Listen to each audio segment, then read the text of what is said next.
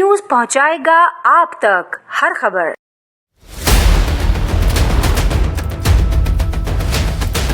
नक्शे पे पाबंदी खत्म करो, नक्शे पे पाबंदी खत्म करो। जुल्म के ज़ाब्ते हम नहीं मानते, जुल्म के ज़ाब्ते हम नहीं मानते। दफा 144 खत्म करो, दफा 144 खत्म करो, कमेटी को बाहर करो, कमेटी को बाहर करो, कमेटी को बाहर करो, कमेटी को बाहर करो। आप लोग मुजाहरा करने आए हो, किस सिलसिले में आए? हम जो है आज मजबूरी के तहत यहाँ पे आके हमने अपना एहतजाज रिकॉर्ड करवाया है और तमाम मीडिया चैनल हजरात से गुजारिश की थी कि हमारी प्रेस कॉन्फ्रेंस को सुने और आला हुकाम तक पहुँचाएं, क्योंकि कमेटी बनाई गई थी 16 जुलाई 2025 को, जो कि कोर्ट में इन्होंने मौजूद अदालत के सामने बताया कि हमने इनके साथ मुज़ाकराती कमेटी बना दी गई है, लेकिन उस कमेटी का आज तक 2 अगस्त 2025 तक कोई भी इजलास मुनक्किद ना हो सका। और ट्रैफिक की तरफ से और डिस्ट्रिक्ट पुलिस की तरफ से FIR, चालान, हैवी चालान और व्हीकल डिटेन के मामला ताहाल जारी हैं। एक तरफ मुज़ाकराती कमेटी कागजी और दूसरी तरफ ये कार्रवाई। तो इस सूरत हाल में हमें मजबूरन यहाँ आके अपना हम पुरअमन एहतजाज और प्रेस कॉन्फ्रेंस रिकॉर्ड करवाई है हमने, और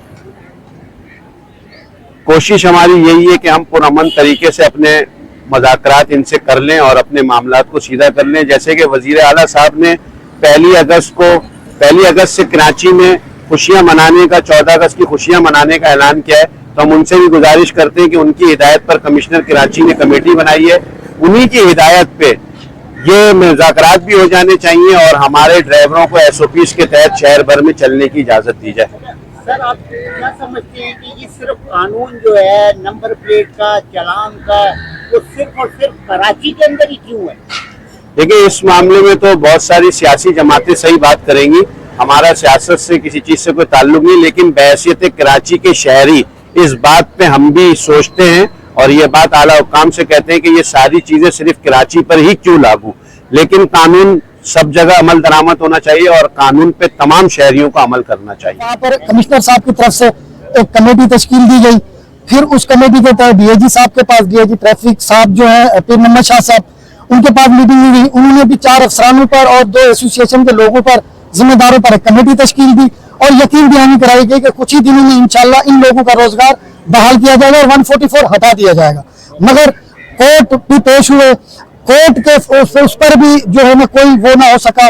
हम ये चाहते हैं कि बराए मेहरबानी वज़ीर आला साहब, DIG साहब, कमिश्नर साहब कि जो आपने कमेटी बनाई है उस कमेटी को आप ऑन करें, एसोसिएशन के लोगों को पाबंद करें, उन अफसरान को पाबंद करें, ताकि ये बैठकर इस मसले का हल निकालें। और ये जो नाजायज रोज की बुनियाद पर FIR हो रही है ड्राइवरों पर, रोज नाजायज जो है चलान हो रहे हैं, रोज नाजायज जो है ना ड्राइवरों के साथ ज्यादतियां हो रही हैं। हम चाहते हैं कि इन लोगों का रोजगार बहाल हो सके, बहाल होकर अपना रोजगार करें और हम ये 14 अगस्त की खुशियां मना सके और उसमें शरीक हो सके। प्रेस क्लब के बाहर बैठे थे, देखो 2 घंटे से हम लोग यहाँ पे खड़े हुए एहतजाज कर रहे हैं पुरअमन।